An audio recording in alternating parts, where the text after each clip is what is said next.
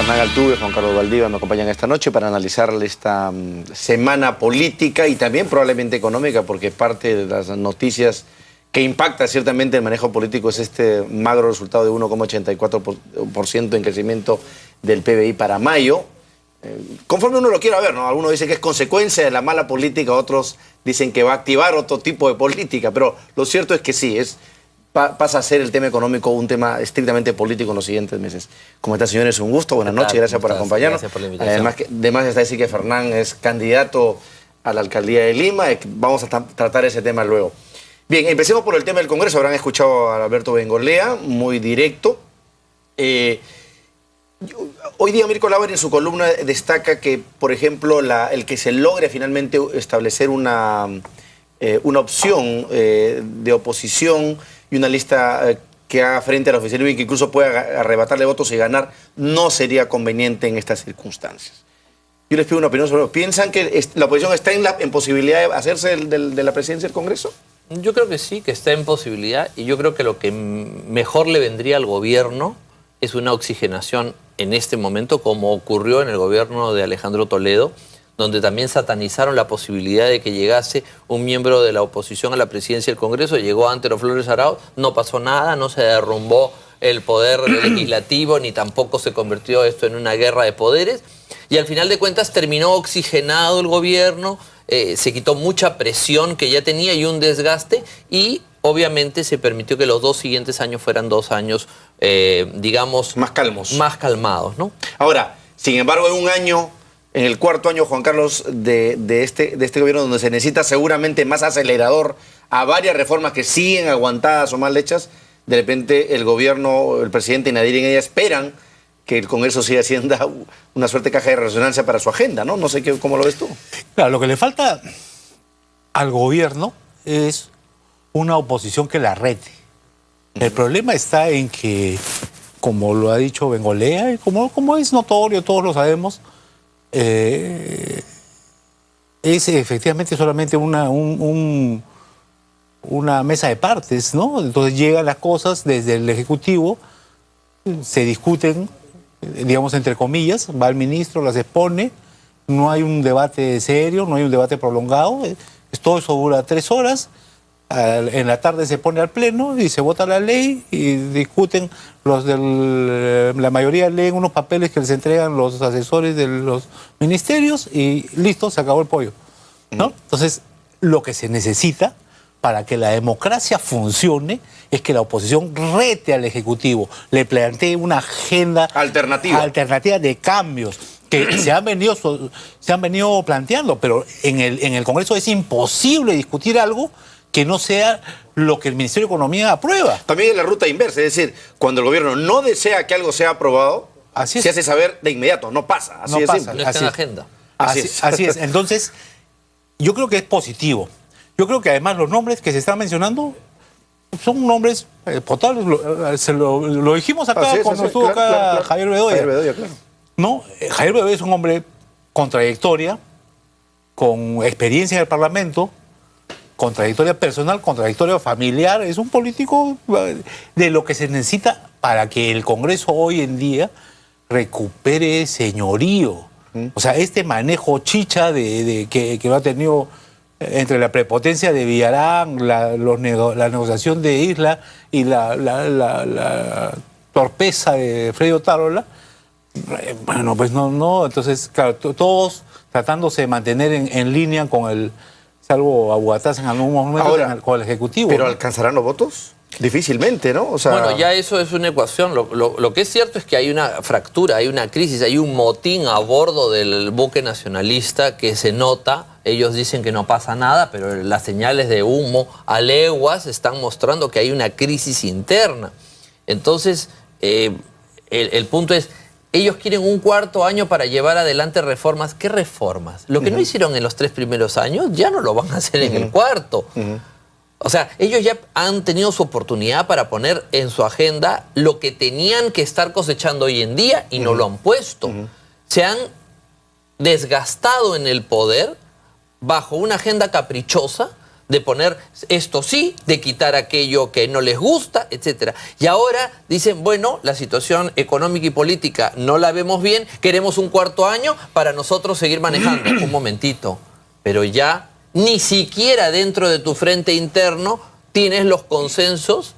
Entonces, si no tienes los consensos internos para colocar a una persona en la presidencia sin cuestionamientos del legislativo, ¿cómo crees que vas a poder tener fuerza y presencia para poner la agenda de todo el Parlamento? Yo acuerdo contigo. Ahora, una diáspora en el oficialismo tampoco le conviene mucho al país, ¿no? O sea, lo digo simplemente porque digamos, a río revuelto, ganancia de pescadores, cualquier cosa puede pasar. Mira, pero tampoco es... ¿No es cierto? Las cosas no son dramáticas ni es el fin del mundo.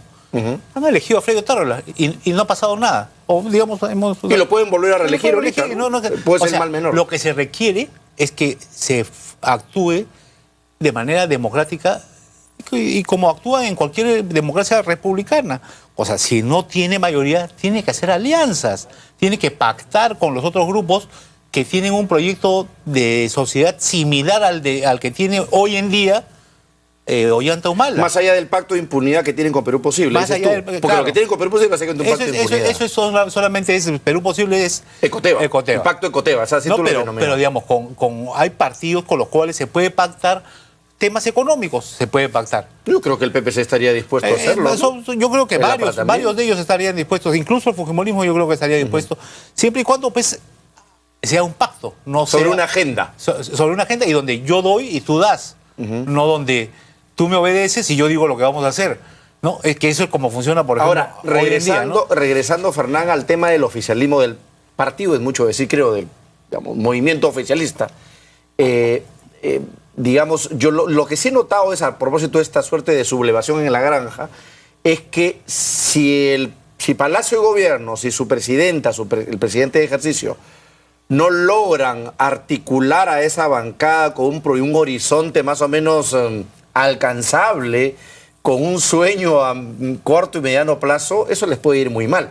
Y yo he deslizado la posibilidad que la única manera, una de las pocas opciones que tienen en curso, es volver a levantar la candidatura de la señora Heredia. Porque si no, van perdidos. A ver. Claro, eso es bueno para ellos, pero bueno, malo para el país. Pero lo digo, hablando de realpolitik, nada más. Lo que tú señalas es absolutamente cierto y es más grave todavía de lo que se puede ver a simple vista. Primero, cuando el señor Toledo se iba y cuando el señor García se iba y sus partidos se iban desmoronando o desgajando en el desgaste del poder, eso tenía una explicación. En las elecciones siguientes ellos no tenían ninguna alternativa de carácter nacional ni parlamentario. El nacionalismo es la única fuerza política que, si bien no puede por el impedimento legal o constitucional llegar a la presidencia, tener una continuidad presidencial, sí lo podría tener desde el punto de vista de tener una bancada que cuide la salida del poder del nacionalismo presidencial. Y la señora Heredia podría ser ese motor.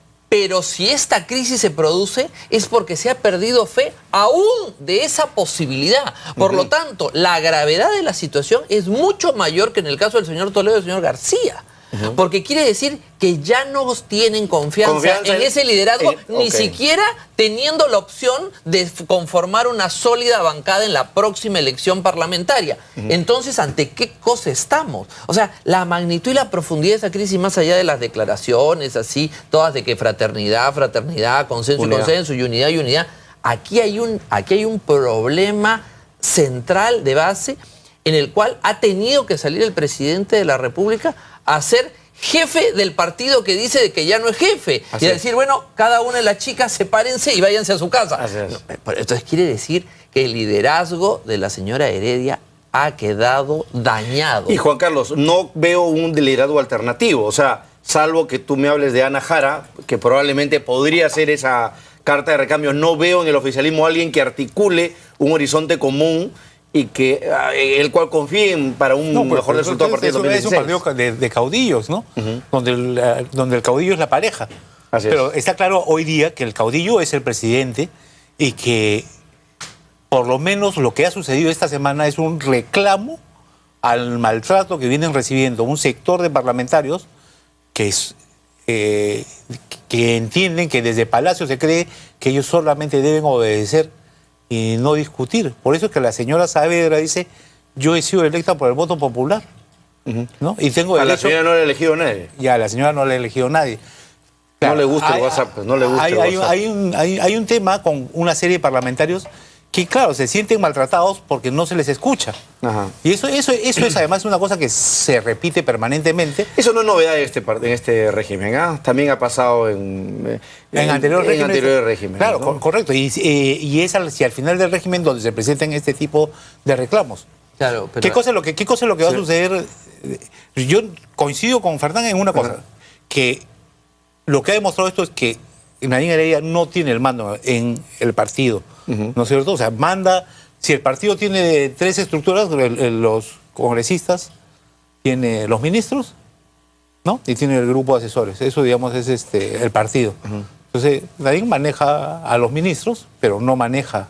A todos los congresistas. No maneja a todos los congresistas, ¿no? Esa es la realidad. Sí, a mí me parece que aquí el problema central es un problema que la señora Heredia no se plantea y que es la autocrítica elemental. Es la figura política que ha tenido más poder en los 3 últimos años y no se ha instruido, no se ha formado y no se ha capacitado en crear alianzas. No tiene ni siquiera alianzas internas.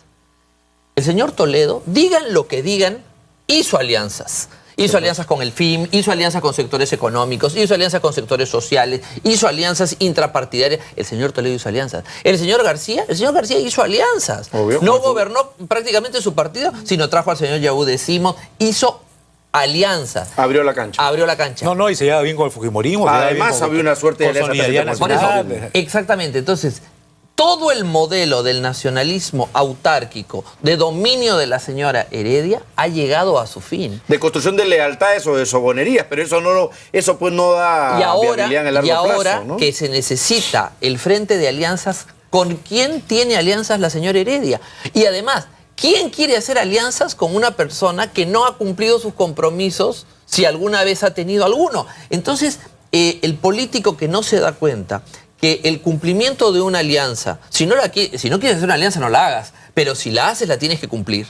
Es fundamental porque eso construye tu trayectoria política y la gente te creerá. Aquí no hay papel firmado, no hay recibo, no hay cheque, no hay garantía, no hay carta fianza. Aquí está la palabra del político. Y la señora Heredia se está diluyendo se está ahogando en su falta de alianzas. Tendrán que hacer una reingeniería y una nueva política de alianza primero al interior de esos movimientos. Y replantearse y Así decir, es. ¿puedo yo continuar este gobierno y mi vida futura política casi a los 40 años sin tener alianzas o sin crear un edificio de alianzas? Difícilmente. Les planteo cambiar el tema porque el ministro del Interior, Daniel Urresti, ha dicho que tiene el encargo explícito del presidente de la República de capturar al señor Martín Belaúnde Locio. Esto es parte de los juegos artificiales, es parte de la realidad, es parte de la necesidad. Juan Carlos, ¿cómo lo ves? No, obviamente lo están buscando. Supongo que no con el entusiasmo con el que se busca a otras personas, ¿no? Como al ex esposo de Edita Guerrero, por ejemplo. ¿no? Es mucho más peligroso, pues. Es mucho más peligroso. Uno puede comprender que hay, pues, situaciones de una relación del presidente, de la primera dama. Muy cercana, Muy ¿no? cercana con Martín Belaúnde, del personal de Palacio, ¿no?